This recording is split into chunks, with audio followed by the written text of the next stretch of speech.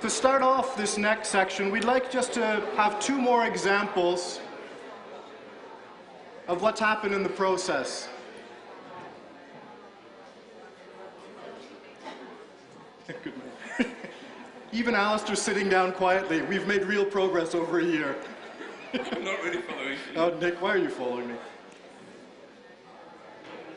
What do we have left to do this morning? I have complaints about my Madonna microphone. I don't know how to use this more effectively. I'd like to hear just briefly from 3 organizations that tested the CHS. After that, we have a short video we'd like to show. We have some panelists who don't want to be interviewed, but want to give us some of their ideas based on the questions we've provided. And then we'd like to give a lot of time at the table level. Because you're all so quiet, we're kind of wondering what's going on. So I'd like to privilege the discussions in smaller groups so we can see if there's something bubbling under the surface today.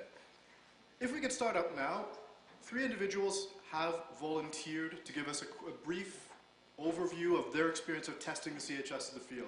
If we could hear from those 3. Reza to start with.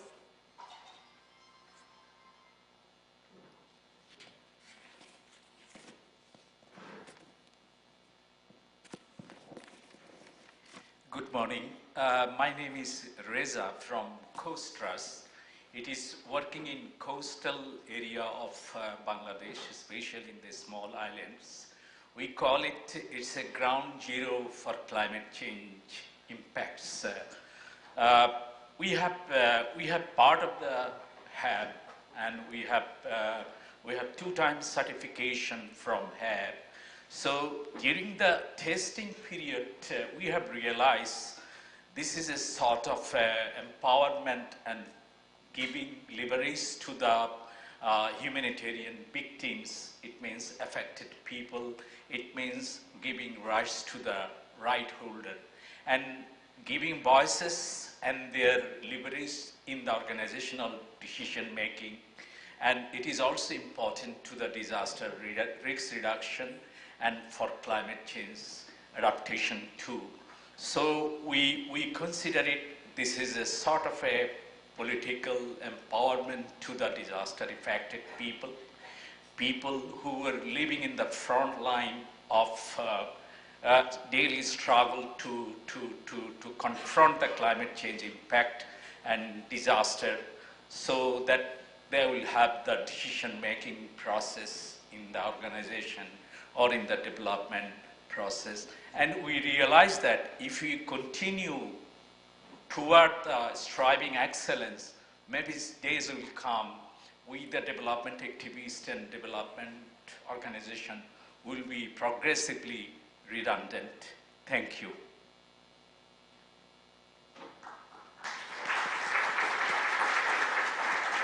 If we could hear from Nick now.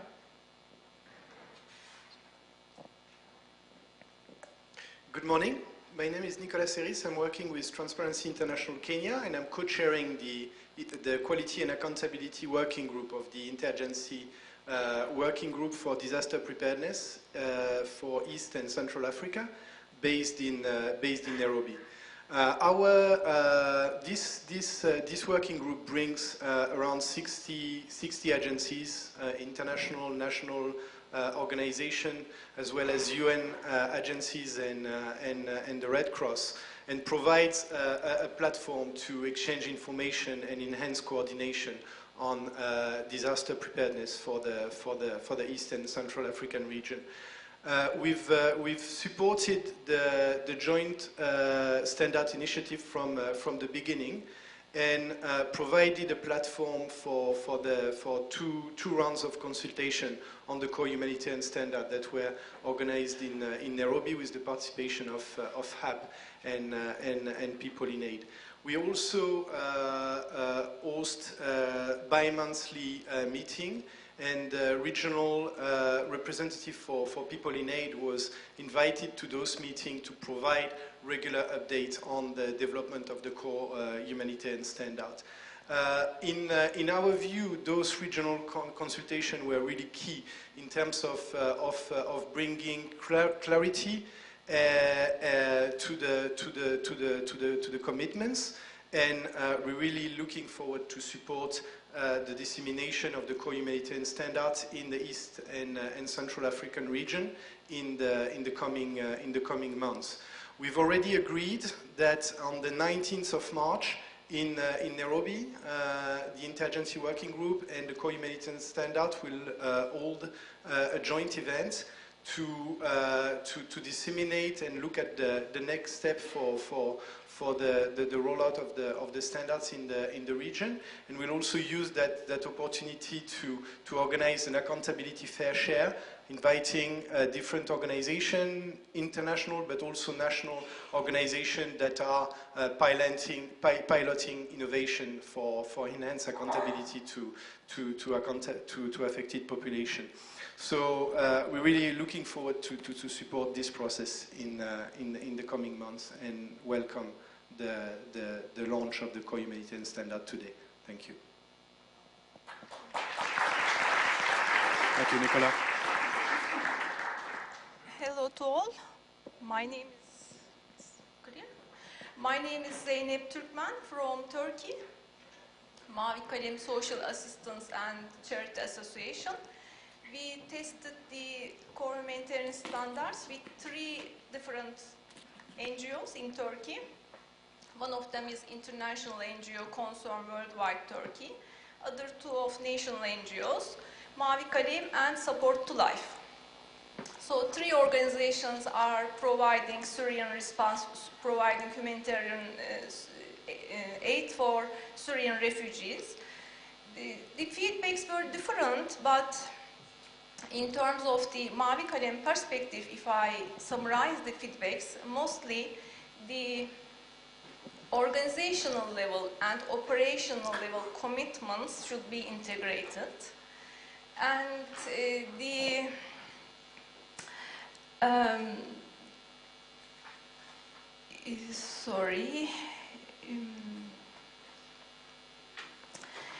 generally, organizational staff and volunteer implementation should be under the same commitment. So, in other words, staff and volunteers commitment should be under evaluated Core Humanitarian Standards. So, commitments should be valid for staff and volunteers. So these were so main outcomes from our testing process. The challenging part was language. We translated the Core Humanitarian Standards in Turkish. Adaptation and contextualization was really challenging, especially from the terminology part. Resilience, vulnerability, accountability. So we should think about this very deeply. It was challenging, but the outcomes were satisfactory. So in terms of this process, I would like to mention the testing process for 3 organizations were interested, and the same orientation package was used by them. For next step, for dissemination part, again, very clear, very well-structured orientation package is necessary for starting at the same point. We are so interested with next steps and dissemination process. Thank you.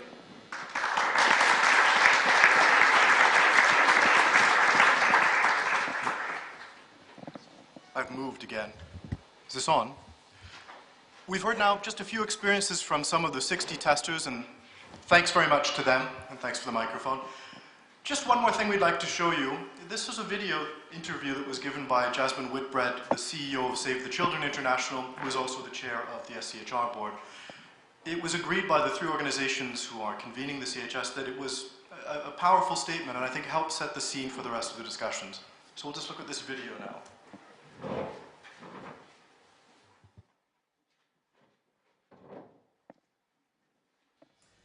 I think this new humanitarian standard is absolutely spot on. It's exactly what the sector needs.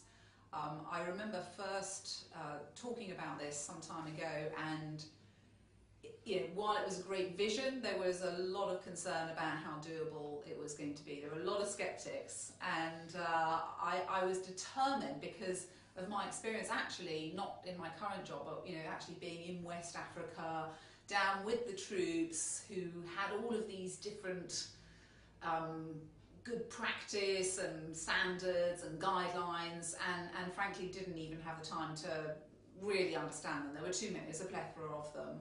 And so, I felt that this was absolutely needed, and I'm delighted with what the group have come up with.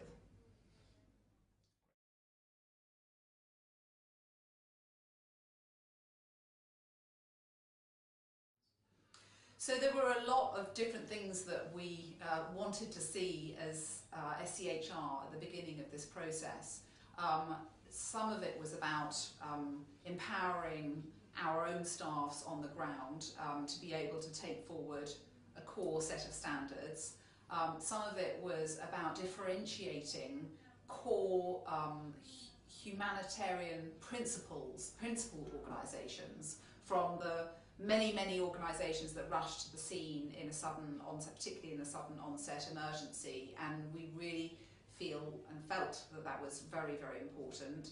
There was also the issue of the different structures that had been built up over the years, partly sponsored by SCHR, that were sort of in danger of overlapping and bumping up against each other, and frankly, not very efficient and effective in terms of just separate organisations off doing their own thing. So we were also motivated to drive some efficiency and effectiveness in the sector.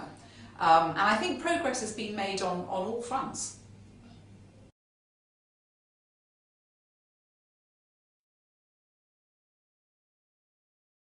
I think the new organisation, bringing together HAP and People in Aid, is going to be critical in terms of driving forward the Core Humanitarian Standard. So really promoting that, being the owner of it. We see that as the sort of umbrella set of standards. Obviously, there are good accounting practices. There will be, obviously the technical standards that SPHERE will continue to look after, and there will be a number of sort of detailed levels of standards, but that core umbrella standard, which we want to have verifiable elements that we can all hold ourselves accountable to, that's going to be the role of this new organisation in my mind.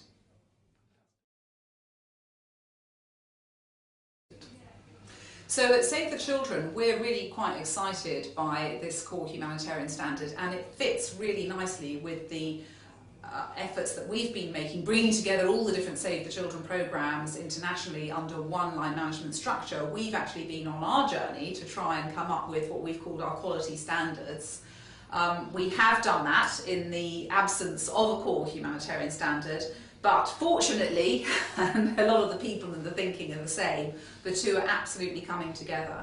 So our team, small central team, looking at owning our quality standards has already begun in the process with the Core Humanitarian Standard emerging, looking at how to bring the two together so that we can make sure that we're compliant with those standards and that we can be verified against that. So that's going to be really the focus for the next 12 months for Save the Children.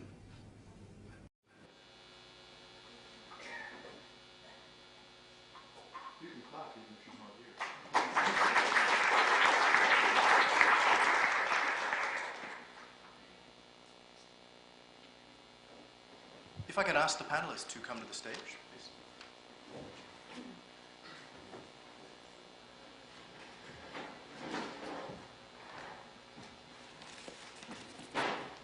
Very diplomatically, I've put the panelists in alphabetical order. Apologies in advance, we seem to have gotten at least 2 job titles wrong along the way, but I've asked that each panelist can present themselves. While they're coming on stage, why are these people coming to the stage? Our interest was that you could hear from different stakeholders who could or will use the CHS on how meaningful they see the document, how it can be used for their stakeholders, any issues or opportunities they see in the future. Initially, the idea was that I would interview them, but actually everyone prefers that they have about 2 minutes to make an introductory statement that talks to some of those questions, and we can pose some follow-up ones afterwards. Sorry about that. Perhaps if we just start off in alphabetical order, starting with Ambassador Herrera, who's the Deputy Permanent Representative of Mexico to the UN, based in Geneva. Ambassador?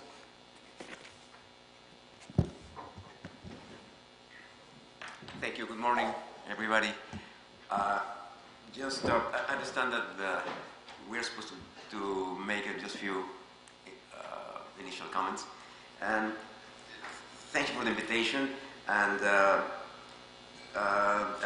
of course, we would like to, first of all, to join you in this congratulation, in this celebration, I would say, after this huge and very positive effort you've been made for a year. And let me tell you that I have two concerns. One is that I don't want to contaminate with this kind of stiffness that sometimes characterizes the diplomatic work, so I do my best. And second, that after listening to you and feeling this atmosphere of commitment and real expertise on the work you do, I was wondering if I have something interesting to say, but I will try. And so thank you for the invitation, because for Mexico, there are many things, but we very much appreciate this invitation. But let me just mention a couple of them.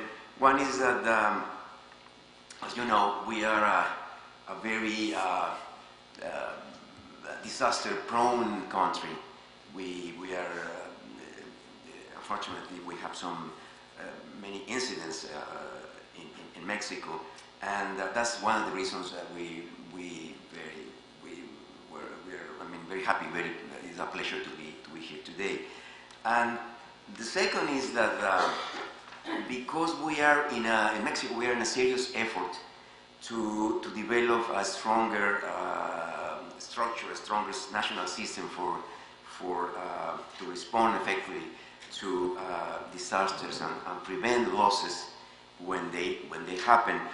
I see a lot of young people here, so maybe you don't remember, but this effort in Mexico started 30 years ago when we were hit by a huge earthquake in Mexico City. And that was a line, it meant a big change in our view, in our culture related to disasters. And so this has been next year. It was in 1985, September 19, and so during the current administration 2 years ago, we started a new effort, a new stage in trying to have a stronger structure in this matter. So including a law that was issued, that was published 2 years ago on the national law of civil protection. So that's why it's very, very appropriate for us to be here and very timely. Thank you very much.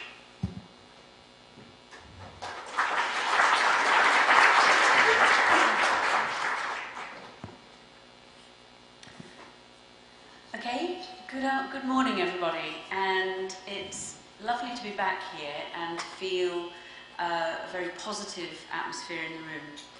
I'm Humanitarian Director at Oxfam GB, and from our point of view, I think there are three positives about the Common Humanitarian Standard at the moment. I'm buzzing. There, that's better. I'll stop shouting. There we are. And they are clarity, communication and coherence. Clarity for whom? The CHS gives our staff clarity and it helps the communication between ourselves and our partners. Let me give you a quick explanation as well of an organisational process which has already benefited from the CHS. We are across Oxfam, within the family, going through a process of bringing together our standards and trying to be more coherent and quality focused across the Confederation. Those of you who've run processes like that will know that quite often deciding what you're going to talk about takes as long as doing the talking about it. So we have simply said, look, forget the internal wrangling and discussion, let's just use the CHS, and everybody agrees. That alone has probably taken 6 months off an internal process, and it has dispelled a lot of the internal tension and discussion. So it's really helpful for us in that point of view. Communication, that's primarily communication with the communities with whom we work. Knowledge is empowering. Veronique mentioned the overall objective of the CHS from the beginning, being that this was something you could put on a tree or you could stick to a wall. You may not stick the whole book to a wall, but you can certainly put the 9 commitments there, and that opens the discussion and it empowers communities to know what they're entitled to and a start on what they do if they don't get it. Can that be used against us? Of course it can. There will always be those who seek to undermine humanitarian action for various reasons. But to be honest, not having a CHS has hardly got in their way over the last 100 years. So by opening ourselves up and by being much more clear and transparent, that has to be a good thing, and we are completely behind that. Finally, coherence, knowing that others are thinking the same way and doing the same thing. I'm reminded of conversations I had in Mindanao a couple of years ago, where from village to village along the coast, it depended which village you were in, as to which international organisation or national organisation you worked for, and therefore what they said about quality and standards. It has to work. Finally, the ultimate test is, would this actually help on the ground? This time last week, I was in West Point in Monrovia, talking to families and communities not only about Ebola but also about what that had done to their lives and livelihoods. Would the CHS have helped in that discussion? Undoubtedly yes. Is it the only answer? Certainly not. But is it our responsibility to find ways and to take it forward? Most definitely it is, and we are certainly committed to that.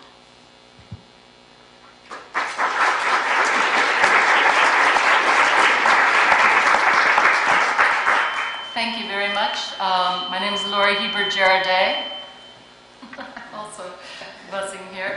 I'm actually the chief of OCHA's work on intercluster coordination. I just wanted to say really 2 words of appreciation. The first is the appreciation for the process, which I was able to be part of, rather at the end of the process, but we are very grateful that there was an openness from this group to look at some of the issues around the principles, which we know are challenging, but a willingness to go back on the issue of neutrality for us is so important when it comes to access. So very grateful that there was this openness, and also quite a lot of appreciation for the product. And why does it resonate so much with us? It's because everything in the Core Humanitarian Standards is very much linked to what we're trying to achieve through the IASC transformative agenda. There's hardly anything in the actual document that isn't part of some of the protocols that are being produced right now to roll out the transformative agenda.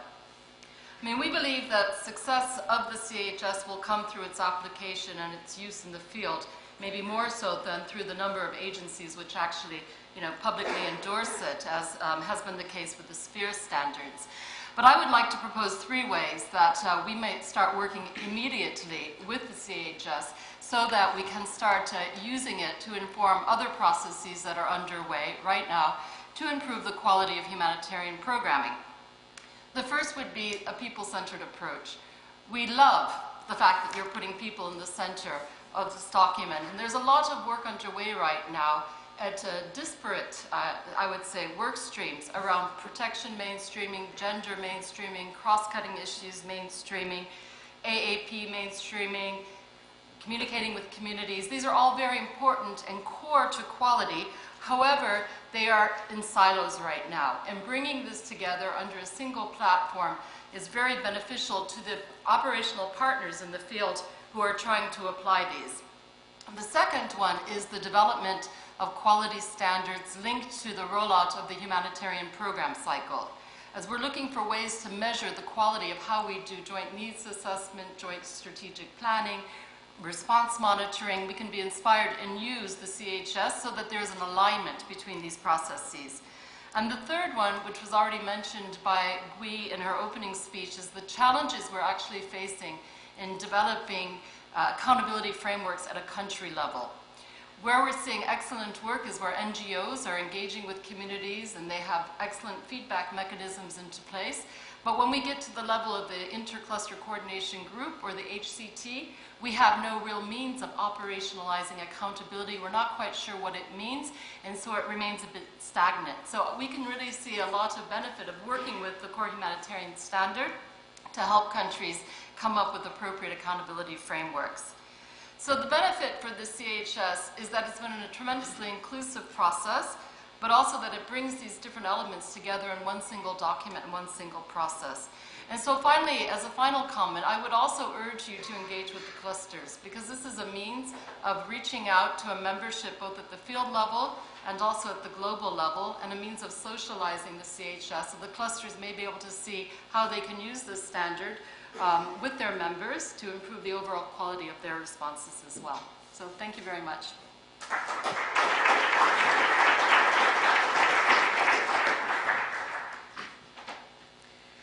Good morning. I'm representing Sphere India, which is a very diverse group of stakeholders at a country level.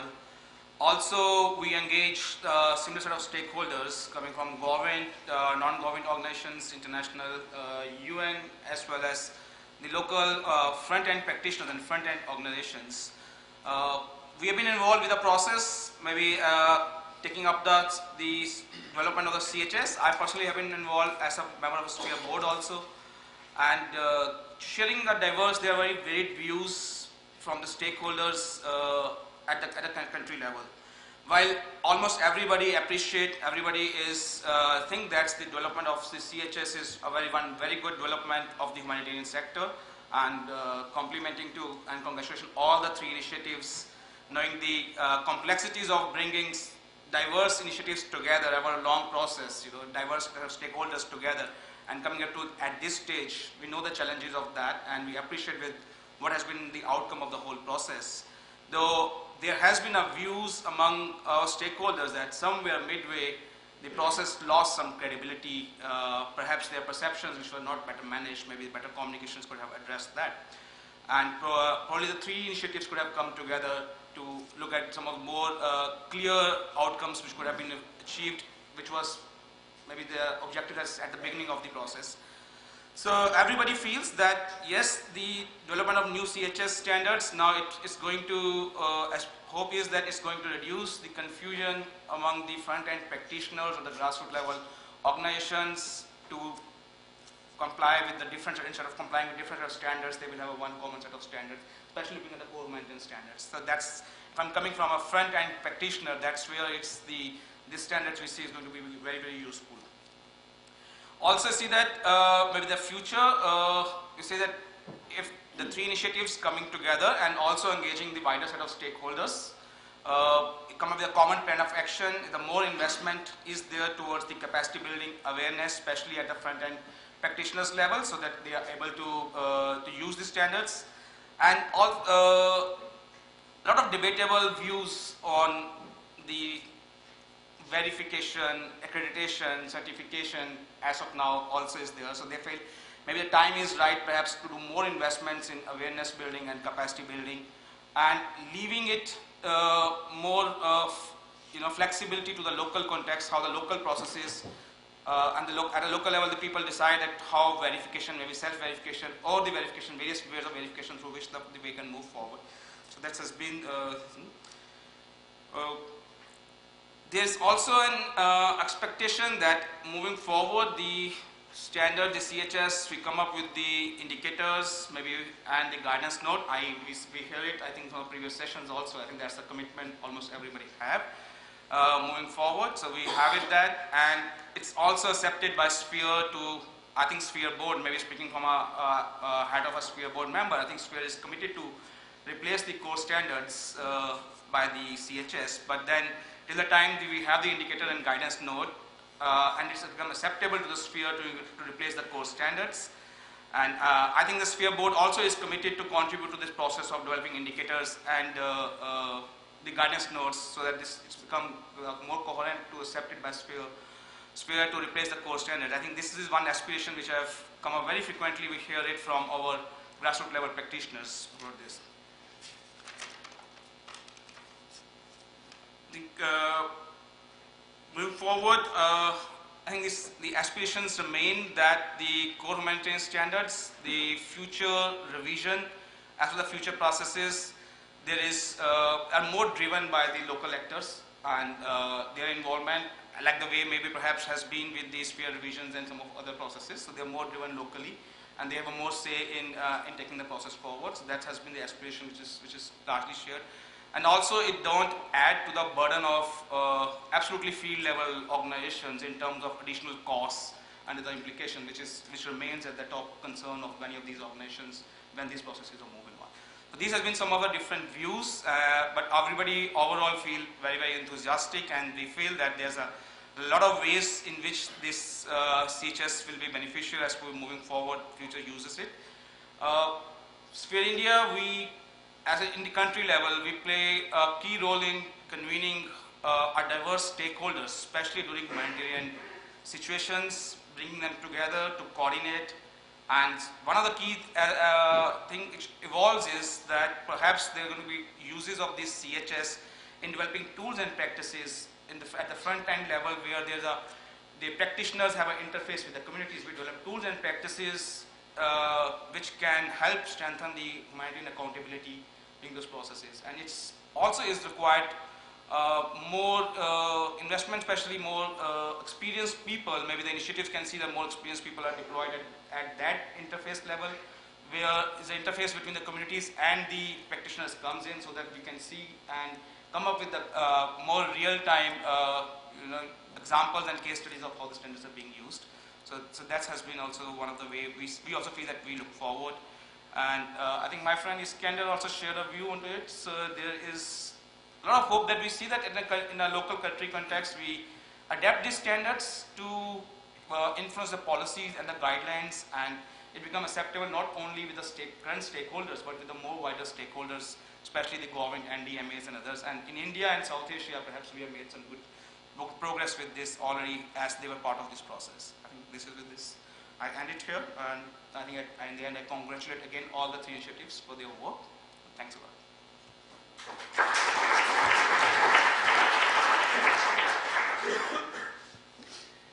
Good morning. My name is Arne Wicki. I represent the Swiss government, and thank you for the invitation. I suppose you can hear me. So let me start with a few general remarks as well. First of all, thank you very much also to the Danish government.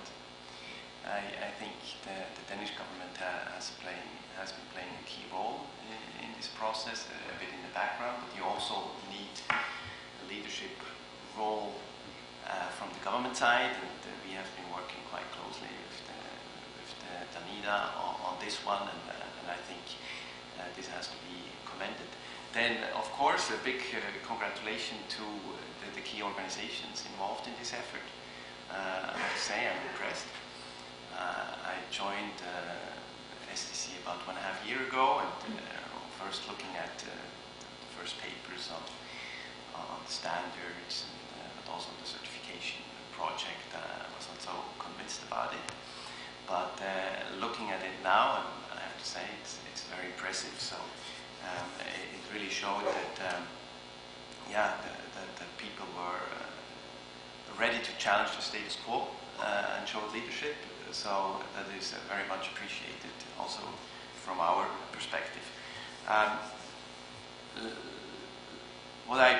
Just one little comment more on the process, and what I found very inspiring, that it is a learning process, that it's not, okay, here we have the standard and leave it or take it, but it was really a collective process, and that is very encouraging and impressive. So why, maybe 3 points why the Swiss government has been involved in this, and I think the starting point is really improving the quality of humanitarian aid, and first and foremost, of course, from the people's perspective. And in that sense, I think these core humanitarian standards are a big step forward.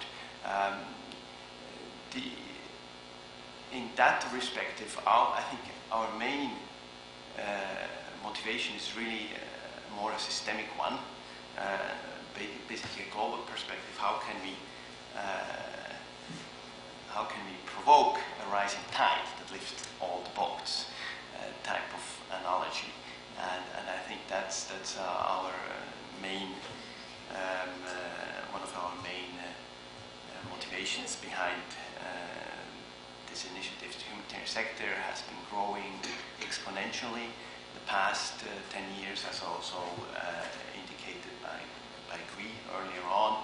So obviously you have questions of effectiveness, questions of quality, and questions of relevance. So in that context, it's extremely important that the sector basically gets its act together and tries to promote self-regulation as much as possible, because the alternative would be other type of regulation, and self-regulation from a Swiss perspective obviously is better than top-down government-driven regulation. Also, neutrality, of course, principal humanitarian action. Basel IV principle is a big issue for our government, and that's why we were happy to see that also in the course of the discussions the neutrality element was included. Two last points. We also have a donor perspective in this. Switzerland supports NGOs. We have already quite an elaborate system how we support Swiss NGOs, for example. We will have to have a conversation of what the core humanitarian standards mean for our own process, which is quite an elaborate one, but we definitely will go and have this conversation. And then, of course, Switzerland also has quite a lot of offices, cooperation offices, field offices on the ground with their own activities. There we will have conversations and also tests of what these core humanitarian standards can mean for our own activities. So thank you very much for the time.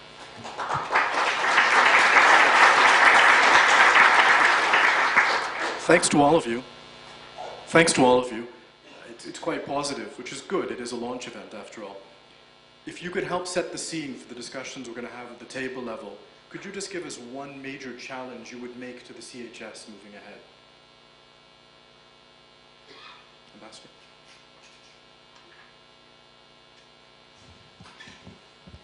Thank you. This is the right distance. Let me say that we think that this CHS has a lot of potential, frankly speaking, and of course feasibility. Because, as the report says, because of a very simple reason, in my opinion, as the report says, it was this outcome, this product we have before us today, it was a result of a very an exercise wide and inclusive, and highlighted the need of as you mentioned in the report, to harmonize standards, keeping always in mind that the people is in the center, at the center of the process, and of course that is based upon the principles, humanitarian principles. The merits I see is one. It was, as I already said, it was a result of a wide and inclusive consultation. Second, this standard attaches, as we were told, we were explained, attaches to every one of the principles or commitments. The proposal, the standard attaches quality criterion and key actions as we saw, and also organizational responsibilities to meet the principle.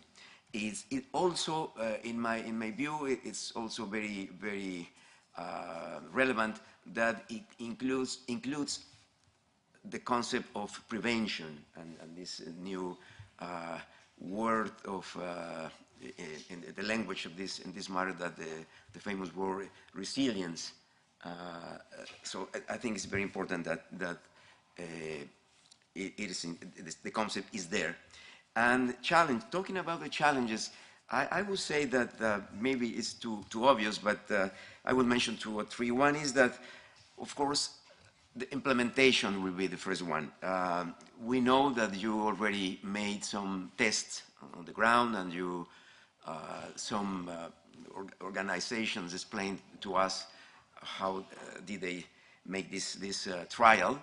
But of course, the massive, that we can call the massive application of the standards will show the effectiveness and feasibility of this standard. And time, of course, as people like to say, time will tell. And the other one it has to do, in my view, with the value added. It will be very important that the organizations recognize that the CHS provides them some value added for their operations, daily operations. Another one is, but I will call it the translation, and I know that there was some comments on this point. In order to translate, how, in other words, how this CHS will or might be translated into the specific or down-to-earth guidelines. Whether these guidelines are created as a new step in this huge process, or whether each organization aligns or adapt or fit its own current guidelines into this new standard set of tools. Also, as was also mentioned, that how can this, another challenge in my view will be, how can this new outcome, a very valuable one, we be able to influence, to motivate, to help governments to take it as a reference for their own standards or protocols, as we also call them. And the last maybe that I will mention is that the global level that was already mentioned. So how do you manage to try to put in the agenda this concept, this standard in the global agenda?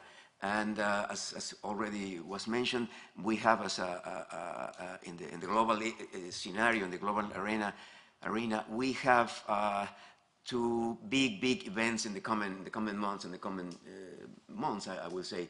One is the post-2015 agenda, and the other one is the event that is going to take place in Turkey in 2016, the Humanitarian Summit.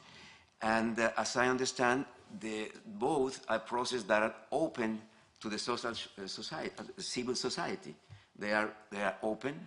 So I think that this is also a challenge that you have to take and to meet in order to make possible that this extraordinary effort, this I would call, I don't know if this is the right word, but I don't resist the temptation of mention. This is a fascinating process that you've been working on. So that's that I could mention about the the challenges. I don't know if we have the chance to say a little bit. This is the final chance. Okay. So just as a government, what is useful, or how do we see this process? In our view, this effort, this product is very positive in many ways, in many sense. One is that is from our perspective to the positive and the constructive collaboration that we have with the civil society that, of course, generously participate in the humanitarian assistance efforts. It would be useful, it would be more convenient if there is a set of standards that you share. That's maybe very obvious, but it's the first thing that I see. Of course, we understand that this has to be always a voluntary process, and for the principles you already mentioned, that I agree that it should be kept. And the second reason is that this set of tools, standards, might be an excellent reference for our own protocols. And as I was mentioning, we are in Mexico, we are in a new, talking about from a Mexican perspective, we are in a new stage trying to have a stronger system. And we just issue a law we call the civil protection.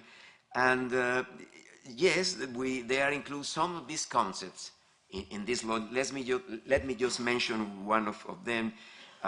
For instance, I mean, talking about the Mexican law,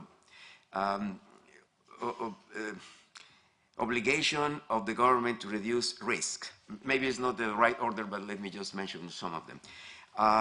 Promote social participation to create resilience communities. Incorporate the so-called risk comprehensive management. System for certification of public servants involved in humanitarian assistance. Priority number one is protection of life, health, and integrity of people. Assistance provided must be timely, professional, efficient, and effective. Importance of communication and social participation in every stage of the process. Promote the development of a culture of civil protection. This next is very important also. Public resources have to be used in an efficient, rational, fair, transparent manner. Accountability is a very important concept. Co-responsibility of society and government, and respect to human rights. So we are in the process of how to take these principles to the ground, because as you can imagine, as all of the countries around the world, we have under this umbrella of this, what we call Commission of Civil Protection, we have several entities participating. Ambassador, if I could ask you to wrap up. Yeah, okay. So this is, I think I will just, I don't want to make a commercial, but just to say that I would like to mention 2 or 3 of your colleagues that are participating with the government in Mexico in this matter. What is Cadena is a very active organization. Fundación Hermanos, brother foundations, Todo por Ellos, everything for them, and Choice Humanitarian Mexico. So thank you very much, and sorry I took too much of your time. Thanks for your contribution. Just to the remaining speakers, very briefly, one single brief challenge you'd make for the CHS for the future. Jane. Okay, thank you. I would just say, make it real. If you believe in the 9 commitments, then everybody in this room has opportunities and ways of testing them, taking it out there, figuring out what happens next. I would just say, be part of it. Don't wait for it to be done, because everything that we all do can be part of that next process. So just be part of making it real. Yeah, very quickly. I think one of the colleagues this morning said the real work begins now, and I think that's sort of the true, because I think the challenge you'll have now is developing indicators and guidance that don't become burdens to the agencies that want to implement the CHS, but actually demonstrate some value added. They're all stretched right now in all these humanitarian operations, so how can you develop a mechanism that is not too heavy, that is not too requires too many resources, and that you actually can develop indicators that are measurable, I think is going to be a big challenge. And I would just like to say that the UN is willing to work with you on that, because we're struggling with the same problems with some of the other indicators that we're developing. Thank you. I think the work is work in progress. I see the real challenge is that we had 3 set of standards, now we've got 1. How we improve the quality and the future process so that we see that this 1 set of standards replaces the 3, and it's in real and also it's in spirits. It's actually a work done by all. It's work done by all, and in spirit it's owned by all. I think that's the challenge which I see it. Within sphere, yes, it's maybe replacing the core standards, but then there are technical standards and also the companions, and maybe a lot of other areas in which the standards need to, technical areas which standards will be developing. So I think sphere coming up with the new vision of a network of standards, how the initiatives work together and the complementarity between the 2 and owning the CHS part in it together, I think that's where I see is another challenge, and working together forward. I think this way perhaps also is regaining the credibility which somewhere some stakeholders felt disinterested, in between. That regaining the credibility back is going to be the challenge here. Thank you. I think the biggest challenge is really to make it meaningful, and linked to that 4 sub-points, but short. I think one is, of course, the guiding tools and really the tools to implement it. Another part is how to make it a living process, a continuous process, without giving up the coherence and simplicity. So that's not an easy task. Then thirdly, it's really around the verification, peer reviews, maybe that's already considered, or then voluntary certification, and I think we will talk about this in the afternoon. And fourthly, the engagement with the wider community. I mean, you just have to be aware that there are maybe communities out there that haven't heard too much about these core humanitarian standards. I think reaching out even further is very important. I think about governments, for example. Of course, there are Danish, Swiss government, Swedish government, UK, etc. They are quite involved, but there are, I would say, dozens and dozens of governments. Of course, Mexico as well, but dozens and dozens of governments, they haven't even heard probably about the core humanitarian standard. And then, of course, the Red Cross movement, the UN, is also very important. So, thank you.